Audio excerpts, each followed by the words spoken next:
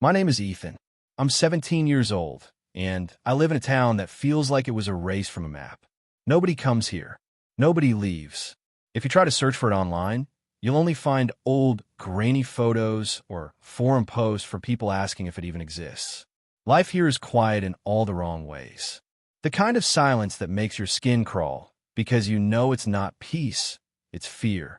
The adults pretend everything is fine, but every few months someone disappears. Sometimes it's a man walking to work. Sometimes it's a mother leaving her home and never coming back. Sometimes it's one of us, kids. The police always give an explanation. He had debts. She wanted to leave. They ran away. But we, the children, know better. Because we've all seen it. We are 7. Me and my best friend Jake, the twins Lucas and Leo, Sasha, Eli, and my sister Lily. All of us have lost someone. And all of us have seen the same thing. At night, in the abandoned houses, there's a shadow. It shifts and twists, taller than any person, darker than any corner. And in that darkness, 2 glowing eyes. Not white, not yellow. Just a faint, cold light like something that doesn't belong in this world. Last summer, Mia vanished. She was my sister Lily's classmate. They went to the lake together, but Mia never returned. They found her torn backpack in the grass. Nothing else. People whispered about kidnappers, about accidents. But we know the truth. We saw the eyes watching us from the tree line. It plays with us. Last week, Jake swore he saw his dead brother standing on the street at midnight. Calling his name, he ran after him, only to find the pavement wet with fresh footprints. Bare feet. Too many of them, leading into nothing. That's when we made the decision. If no one else will stop it, we will. The tunnels beneath the town, the old sewer system sealed off decades ago. That's where it lives. That's where we'll go. But every night, I lie awake with the same thought burning in my chest. It's waiting for us. And this time, it won't let us go. We met in the park that night, the 7 of us. The swings creaked in the wind, and the air smelled like rain. Nobody wanted to be the first to speak, but we didn't have to. Our eyes said it all. Jake broke the silence. It's not going to stop. Not until it takes all of us. His voice cracked when he said it. He hadn't been the same since he saw his brother. He kept biting at his fingernails, twitching at every sound. I wanted to tell him it was just his grief, just his mind playing tricks on him. But I couldn't lie. Not to him. Not to myself. We have to go into the tunnels, I said. If it lives there, that's where we'll find it. Lily shivered beside me. She was the youngest, just 15, but stubborn. She'd been the one to point out that Mia's backpack was found near a drain pipe that led into the old sewer lines. If we don't go, she whispered, we're next. The twins, Lucas and Leo, exchanged a glance. They always did that, communicating without words. Finally, Leo nodded. Fine, but we go together. If one of us backs out, it won't work. Sasha pulled her jacket tighter around her shoulders. She had lost her cousin to the shadow years ago. The first of us to understand that this thing wasn't human. It'll be watching us even now, she muttered. It knows what we're planning. That thought sent a chill down my spine. I looked around the empty park. Every shadow between the trees suddenly felt alive, listening, waiting. Eli, the quietest of us, finally spoke. His voice was low, almost calm. Then we don't have a choice. We face it, or it takes us one by one. We stood in a circle and made the pact. No matter what happened, we'd go down into the tunnels together. No turning back. No running. But as we sealed it, I felt a prickle at the back of my neck. I turned, and for just a second, I swore I saw 2 pale lights glowing in the dark beyond the swings. Watching. Waiting. The days after our pact felt heavier, like the town itself knew what we were planning. Adults went about their routines, pretending everything was normal. But for us, the nights grew worse. Jake was the first to crack. He showed up at my house one evening, pale and shaking. His mom thought he was sleeping at Lucas and Leo's place, but instead he crawled through my window. It followed me, he whispered, pacing my room. His clothes were damp, like he'd walked through fog. I heard his voice again. My brother. He kept calling me from the street. I didn't look this time, I just ran. I wanted to tell him it was in his head, but the fear in his eyes was too real. I could almost feel it seeping into my room, crawling into my walls. The next day, Something strange happened to Sasha. She walked past the old post office on her way home and saw someone inside. Her cousin, the one who vanished 3 years ago. He was standing at the broken window, staring out at her. She swore his lips moved, whispering her name, before his face blurred into shadow. By the third night, it came for me.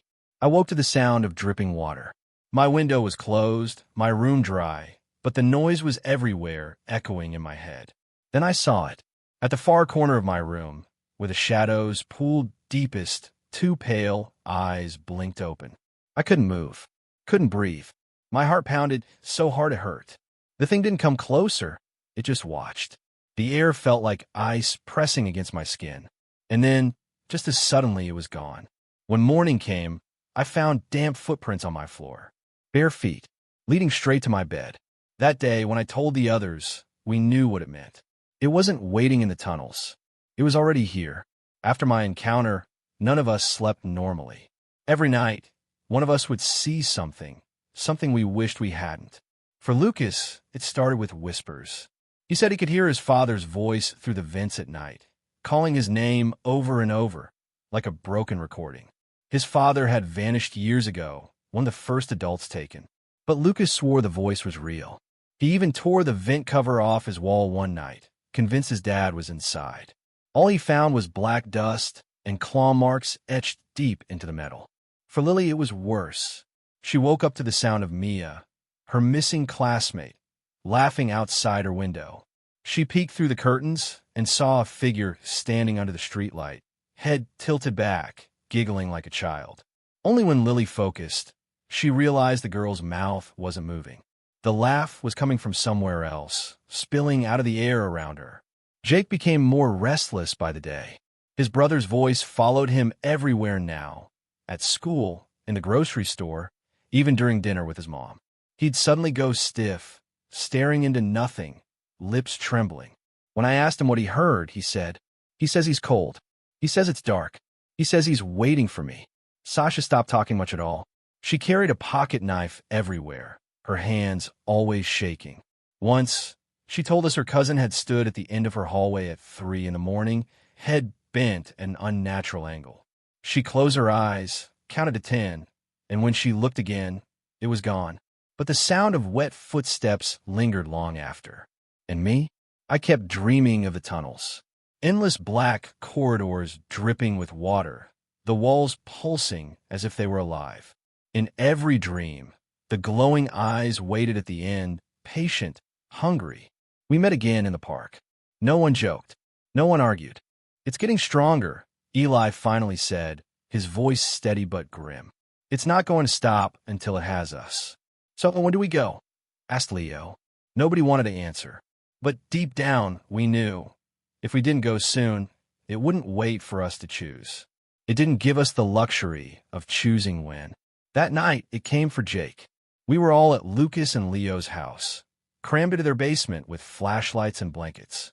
None of us wanted to sleep alone anymore. The twins' parents worked nights, so the house was ours, quiet, dark, and full of creaking pipes. Around 2 a.m, I woke to a sound that froze my blood. Someone was talking, not whispering, talking in a low, steady voice. I rolled over and saw Jake sitting upright, his eyes glassy, his lips moving. At first I thought he was sleep-talking, but then I noticed the water dripping down his shirt, soaking the blanket beneath him. "Jake," I whispered, shaking his arm. "Wake up." He didn't even blink. His voice was flat, hollow. "He's here. He says I have to go with him." The others stirred awake. Lily gasped when she saw the puddle spreading under Jake's feet, though nothing was dripping from the ceiling. Sasha grabbed her knife, pointing it at the darkness in the corner of the room. And then those eyes.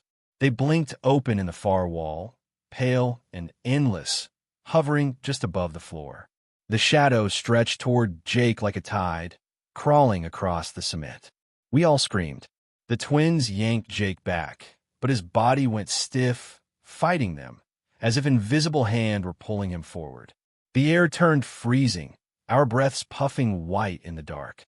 "Don't look at it," Eli shouted. His voice was the only thing that didn't shake. "It feeds when you look at it." We dragged Jake up the stairs, stumbling, screaming, kicking the door open.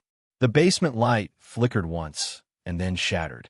By the time we spilled onto the lawn, Jake was gasping, his skin ice cold, his eyes full of tears he didn't remember crying. We didn't go back inside. That was the night we realized it wasn't just haunting us anymore. It was hunting, and if we didn't face it soon, Jake would be the first to go. The next day, none of us spoke in class. We didn't need to. Jake's trembling hands, Sasha's pale face, Lily's red eyes. Everyone already knew the truth. It had chosen him, and we were running out of time. That evening, we gathered everything we thought might help. Flashlights, ropes, old maps of the sewer system Lucas stole from the library archives, Sasha's knife, a lighter, and a backpack full of batteries.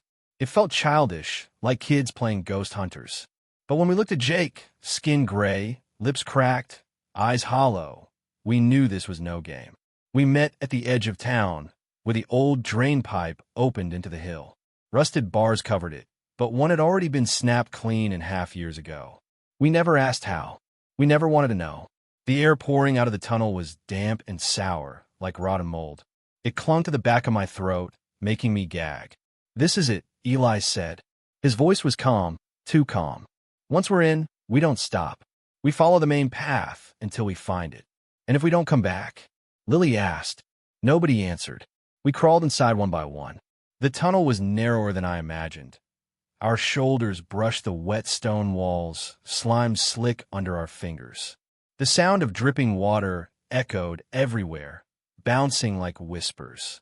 Our flashlights cut thin beams through the dark, but the blackness swallowed the light almost instantly.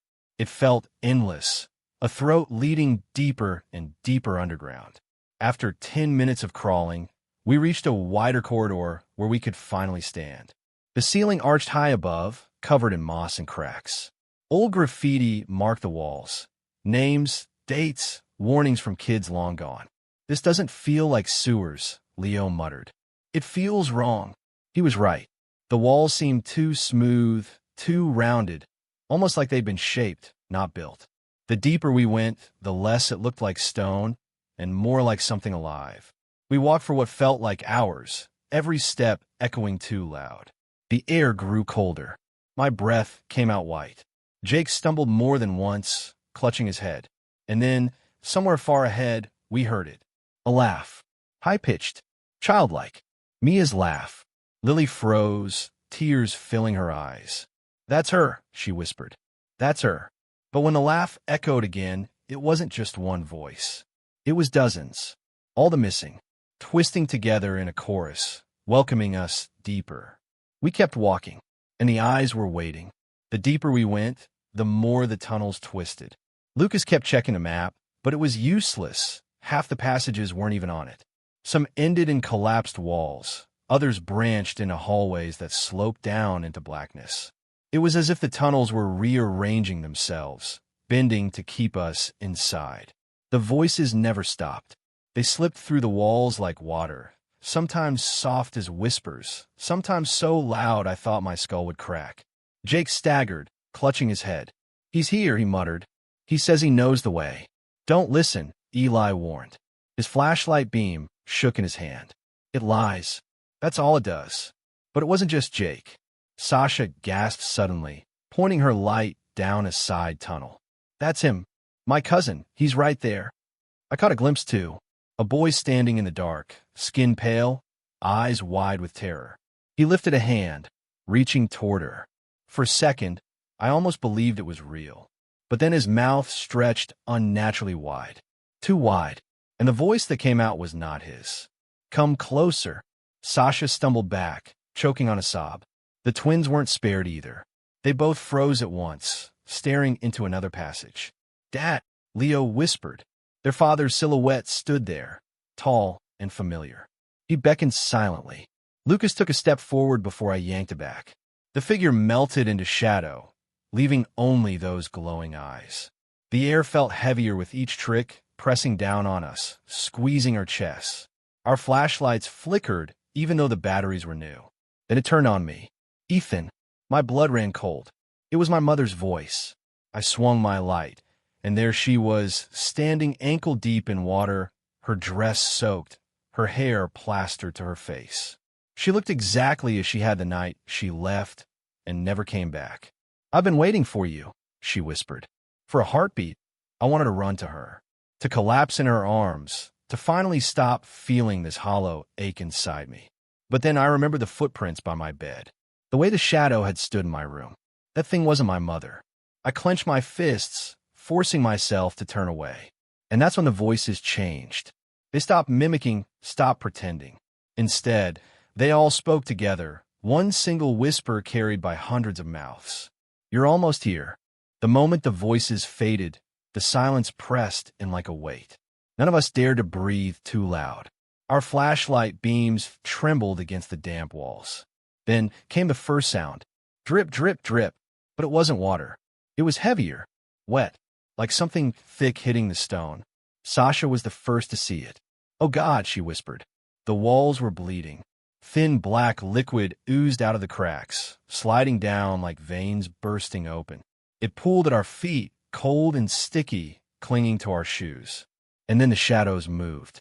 They peeled themselves off the walls, stretching, twisting, growing taller. Our lights passed right through them, but they didn't vanish. They only bent, splitting into long, clawed shapes that scraped against the floor. "Run!" Eli shouted. We bolted. The tunnels shook with our footsteps, water splashing, flashlights jerking wildly. Behind us came the sound of scraping, like nails dragging across stone, faster and faster. The voices returned, but not as whispers. They screamed, hundreds of them, crying, begging, laughing all at once. The noise battered my skull until I thought my head would split open. Something slammed against the wall inches from my shoulder. A black arm, long and thin, clawed into the bricks, leaving cracks that spread like spiderwebs. Lucas and Leo pulled Jake between them, half dragging him as he stumbled. His eyes were rolled back, his lips moving silently. The passage ahead narrowed, a jagged crack in the stone just wide enough for us to squeeze through.